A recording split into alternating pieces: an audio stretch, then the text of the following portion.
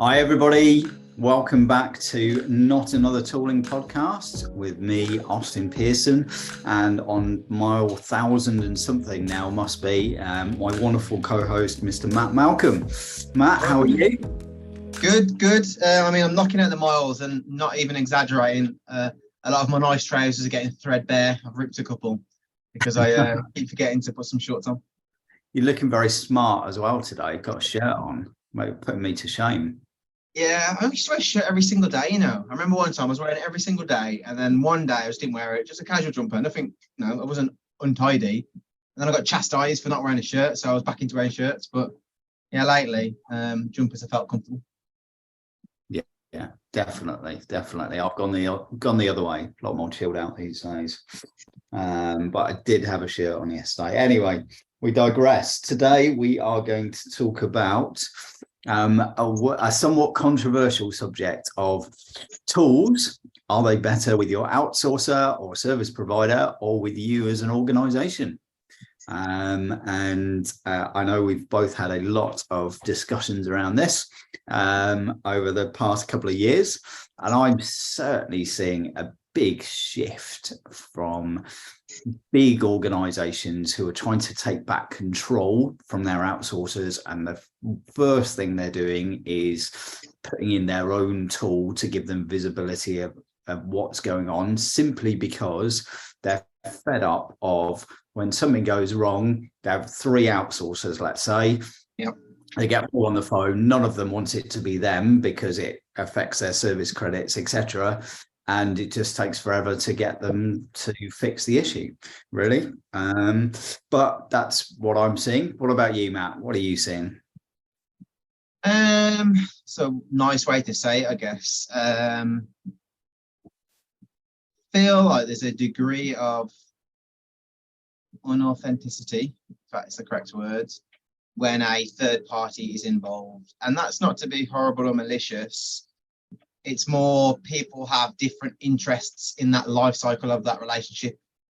And just because I've been on all sides of the piece, right, whether that's the customer side, whether that's the outsourcer themselves, work for a few of those, or the vendor being there as well, or the trusted advisor, whatever else. So this comment's coming from a position of multiple facets, but I think everybody has a different agenda, and I feel the party who has the agenda to have more feet on the ground and time served in the service won't always have the best interest of the end customer. That's how I have experienced it personally over the last so many years. Yeah, it's really interesting, because I think whenever I go and I do a fair bit of work with GSIs and managed service providers, and they're all talking about this innovation word of they need to bring more innovation to the customer. But what you're talking about there is definitely the reality of what we see on the ground, is this kind of old school thinking of, well, the more bodies I can sell, the more money I make. And in fact, I've even seen some contracts that are paid by the amount of incidents that the service provider looks after. So you're like, yeah. Oh my goodness, so you're going to want the worst tool, or no tool at all, if entirely possible, so that you can just bill your customer more, which is a crazy model. Absolutely. I've seen something, and this is definitely a repeatable model, because I'm pretty sure the organisation both know who this would be, based upon the number of calls that come in, call handling, right? Number of calls that come in. So the company that has a link into, but not direct into, the ITSM stack is essentially getting paid on the number of tickets that get raised. Cool. Okay. Ticket gets raised. Call comes in. There you go. That goes onto the quota of how many thousands or whatever it might be for their quota. Yeah. They have no vested interest in developing things like self-service, because why would they? You develop self-service, it detracts away from the calls coming in, their volumes go down. Really weird scenario. But we've had a couple of conversations where we started talking about the outcome of, and the bit we're talking about now is that old mindset still very prevalent, still very profitable, clearly, which is the dealing of the volumetrics of X versus the outcome of. If a lot of these MSP, whatever type relationships were based upon the outcome of, it shouldn't really matter. They should be very, very clean and transparent, because they could throw 10 people at it. It could take 100 days, 10 days. Their prerogative is deliver the outcome. If that's easier and more efficient to deliver quickly and profitable, it would just happen, but the outcome would be focused on. But yeah, sorry, I got in a bit of a circle there, but ultimately, I don't think it's very clean, a lot of those relationships, as good as they might look on the outside. Yeah, and I think it's getting harder as people typically are not sticking with a single outsourcer these days, right? You're multi-sourcing, you're cutting up into multiple contracts, and therefore it's even harder to see the wood for the trees, because these outsourcers and MSPs are often competitive with each other and don't want it to be them that's causing the problem.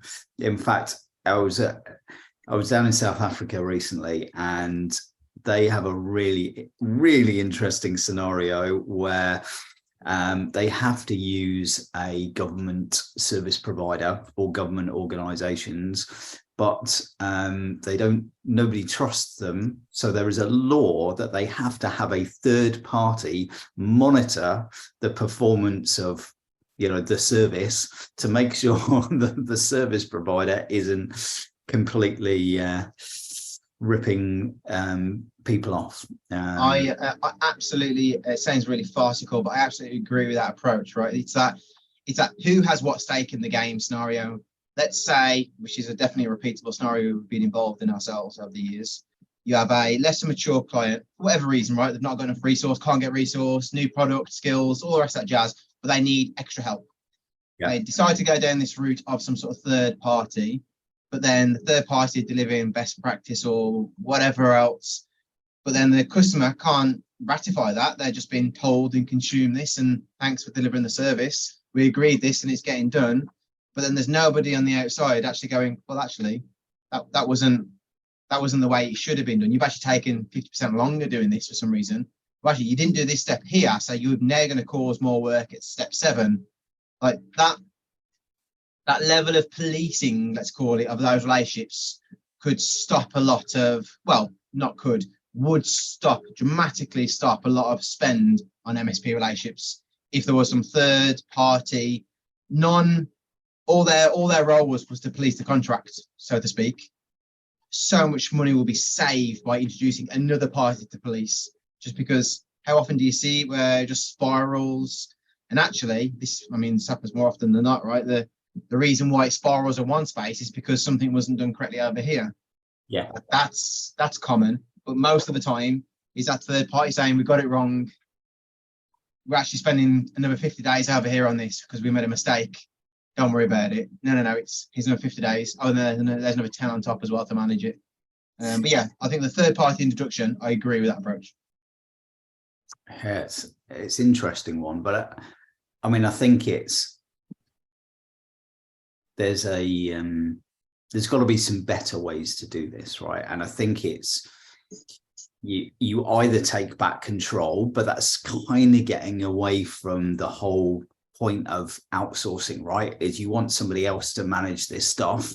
So if you've got to implement your own tools and manage them and things, then and then manage the vendors you're working with, that's kind of getting away with it. Whereas I think there's some room for some discussions when you're kind of coming up to contract renewal or about to put on a new contract, which kind of says, this is what we're trying to achieve as an organization, and these things are really important to us. Things like a clean and up-to-date CMDB.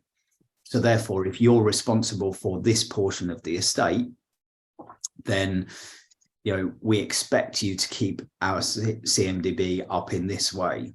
That's one way to have the discussion. But as well as bringing them into some bigger conversations of, okay, there's us, there's you, there's 2 other outsourcers as an example. We need to improve our revenue this year. and therefore we need to drive better CTR. We need to do this collaboratively. How do we do it? How do we have those conversations? I don't see those conversations happening. I just see more that actually the outsourcers get told off and told they're not doing their part of the job, but actually nobody's bringing them together.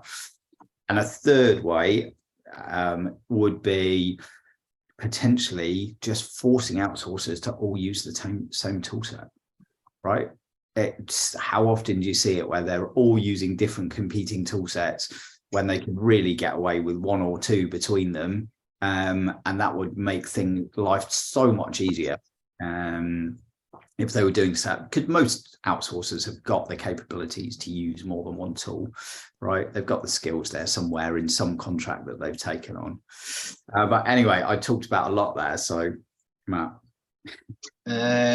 Let me answer the last part first, because I'm on the fence with it. So if you've got some golden tool set for whatever the functionality is, I think there's degrees of, maybe forcing is the wrong word, there's degrees of requesting that the outsourcer utilize that product or service. Yep. But I think that's only pragmatic to a certain degree, right? What if the outsourcer is super mature in another product set and it doesn't make sense from their operational point of view to interact with another product? But then the word interact there is, I think, where you draw the line. And this still doesn't happen, but I've seen it in some larger contracts. The stipulation of you use whatever product you use, we don't care, but this is our framework how you interact with us. So whether that was some sort of hub or spoke integration methodology, whatever you want to call it, but the customer in the middle has the requirements. This information passes this way and this way. This is the data we have, we don't have, the frequency, etc. Having that bedded into that contractual relationship should omit the need for cross usage of product sets in reality. As long as the right information is passing the right way, backwards or forwards, I think that's more than sufficient. I think it's a fair ask. Even though it's a fair ask, that doesn't take place so much. The third party will still decide to use theirs, or maybe they don't fully on board to the customers or whatever else. But I think that would be the first level of addressing a cross-pollination of products, or lack of, is stipulating it in a contract. And it could be staged as well, right? It could be, as part of this agreement, you have to use our product set. Yep. If you can't, then the next option is you need to integrate. That's it really. There is no other layers to it. It's use the product or integrate into it. But that still doesn't happen. Still doesn't happen today. The bit where he's talking about the beginning, and this is how one way to introduce a cleaner relationship. And this also does take knowledge or understanding on the customer side, whether that was third-party support to begin with, doesn't matter. But we've talked about this before, actually understanding what the end goal is. You talk about the C&B, clean, or whatever else, having some sort of metric-driven relationship, which says, this is the number of activities, this is the positive position we're trying to move to, and having it as a very black and white position of growth or reduction, depending on what the KPI is. That makes the relationship cleaner, because the goal is to meet the KPI versus bums on seats, handling tickets, calls, whatever else. But even so, that still doesn't take place so much. But I don't think that's through lack of wanting. That's probably lack of knowledge on the most part on the customer side, depending on the maturity of them. Because they might know they've got this new product set, whatever it is, but they don't know what other than the sales pitch that they've got, like what should it be doing? What position should it move them from and to? So there's that bit of education, and again, whether that was a third party as well as the new MSP or whatever else to begin with, to establish the target framework, the KPIs to go after, then they can exit themselves out. That would be a decent scenario, but at least there's like a beneficial number there to go after, as in the business benefit will be clear based on the KPI. That's a cleaner scenario. And I'm saying cleaner because the other words I'd use are scummy. But basically, it would make it easier to have those kind of relationships if there was some clear metric to be driven after. Yes. Yeah, I think you're right. And I have seen a couple of organizations try and drive their outsourcers that way. But it's almost like they've gone over the top and gone, okay, well, we need to drive down MTTR and number of incidents, for example. Therefore, that's going to save you money, Mr. Outsourcer. So therefore, as soon as you do that, we're going to pay you less. And therefore, the outsourcer is not incented to go do that, really, because they don't want to drive their revenue down. And the customer is not thinking about the benefits that they're also getting in improving their NPS score, for example, or improving their revenue or productivity of employees, because these things aren't going down. And those numbers are often pretty big. And if you factor those in, you could then come up with an agreement, I think, that allows you all to enjoy the benefits of those joint KPIs. It always comes down to a paperwork exercise, ultimately, right? This is this commercial, perhaps complex commercial position up front, which is essentially establishing those inclining, declining metrics, savings, reduction, increase, productivity, whatever else. But it all boils down to that reasonably in-depth paperwork exercise to deal with a good commercial stance to begin with, versus what do we see more often than not, right? The customer's gone to market. Here's my problem. New technology or not new technology, new service or not new. I need some support. And it's a quite, not even black and white, grey level of support that's been offered as part of this package. And it's only grey because not everybody knows exactly what they need, perhaps at this point. Yeah. Then you go straight into it, and the idea of omitting any savings or balancing some costs versus reward, that never really happens, because that upfront, more boring activity to deal with the commercial, not just the as is now, but the benefit stream as well. That doesn't happen. But who wants to do that? Who wants to spend ages doing a paperwork exercise? Some of these contracts are what, a year, 2 years, some of them more. Who wants to do that, really? But realistically, if they did do that, how much money would be saved? How much more benefit would be gained? Quite a lot. Yeah, no, I think you're absolutely spot on there. And it's not, shouldn't be a particularly onerous thing to do. I think it just takes a certain skill set that's often lacking. The number of times that I walk into a business and they don't understand their incident numbers and metrics, right? I would say 95+% of the time, people don't understand those incident numbers and metrics. And so therefore, how are you going to go talk to an outsourcer about that if you don't understand and have the skills to do that yourself? Which is crazy, really. So if you were an organization who was about to enter into their a new outsourcing agreement, then what would you do differently? What would be your ideal world? Am I the customer or am I the outsourcer? You're the customer. Okay. So if I'm the customer, it really boils down to getting house in order and understanding that top-down view of what numbers would make a difference. We spoke about this before around non-tooling specific, but more business-based metrics. What is the organisation trying to do now? What's beneficial, whether that's a money-generating activity or time saved or whatever else. But as best as possible, I'll be boiling those down to the point where they interact with whatever that MSP relationship could impact, whether that is a time-saved activity or a blah, whatever it is, doesn't really matter. But you boil it down to that level, and then that forms the basis of the relationship. That's what I'm going to market for. I'm not going to market for a hand-holding of a third party to support us in blah. I'm looking for an organisation to move that number from a 1 to a 3. I'm looking for an organisation to move that from a 10 hours a week to a 30 hours a week saved, whatever else. Then it's super clear cut. But it's coming from a position, let's say you're head of technology tooling or whatever else, you need your organisation to have that understanding of what's good, but transparently filtering down to you, so you know that your bit, whatever you're responsible for, can input on KPI 3, 6, 12.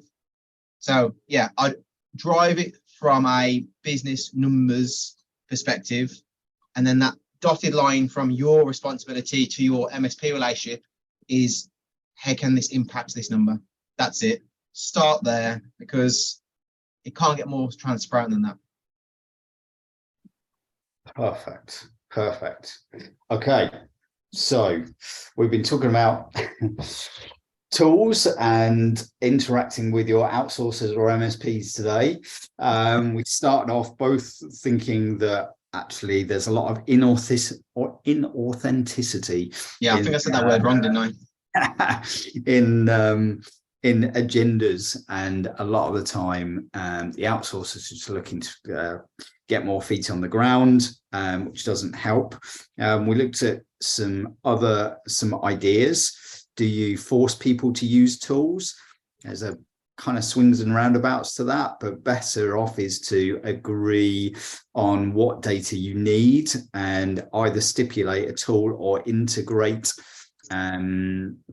into your existing tools and stick that in the contract. And then we started talking about understanding what the real goal is. And in our ideal world, that goal is typically outcome focused. What metrics are we going to drive the business from and to? What does good look like? And therefore, if we were contracting with somebody new and contracting under that kind of arrangement, that would be the good grounds for success versus simply trying to drive something that either the customer or the outsourcer, specifically benefits from. If they can both benefit and both get to a business outcome, then that's where you want to be. But to do that, you need to understand your numbers, where you are now, and understand what impact it's going to have on the organization, not just less incidents, less MTTR. What does that mean for you as a brand? Better NPS, more revenue, better efficiencies, etc. There's one more quick thing I want to mention. Sorry to interrupt there. Okay. So I was having a conversation with a vendor the other day, and the conversation was, the vendor essentially said, introducing an MSP into the scenario is actually somewhat detrimental for the vendor, depending on the situation, because the vendor has a product which can do what it needs to do, and their prerogative is to get the product used, utilized, rolled out quick as possible, because then they can start turning around and they become a stakeholder, and it's all good storytelling. Yeah. Versus the MSP, and the topics we've discussed, the prerogative isn't always rolling out as quick as possible, as effective as possible. It turns more into an elongated exercise, more people, bums on seats, etc. So it actually puts the product in a position of detriment because it's taking so long, because they have one stake in the ground, growth, feet on ground, and these guys have one stake in the ground, which is product licenses. Just let's get it working, let's get more. So it's interesting, I suppose, to open it more up on a longer term conversation of a day, that relationship between an MSP, forget about the customer at the moment, but the relationship between the MSP and the vendor, that probably sometimes isn't as good as we think in the first place, because this MSP would ultimately trip up the vendor, which in turn would dampen the relationship with the customer.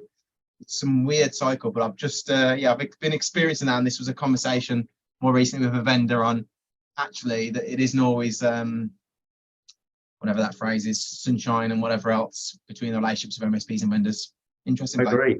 It's a big communication exercise of understanding what everybody needs and what everybody wants, and people generally don't say that out loud, right? They have their what they need, and then they assume what other people need, and everybody else is assuming everybody else. You never have that conversation, so you never really get to the outcome that everybody needs and is happy with. Cool. Right. Wonderful. That was definitely a bit of fun. Got us both excited there on our high horses. Thank you very much, my friend. It was an absolute pleasure, and I look forward to talking to you again in another 2 weeks. And if anybody else has got any topics they would like us to cover specifically, please drop them in the comments in any of the YouTube podcasts, and we'll pick that up. And your topic might be featured on a future episode. Thanks very much.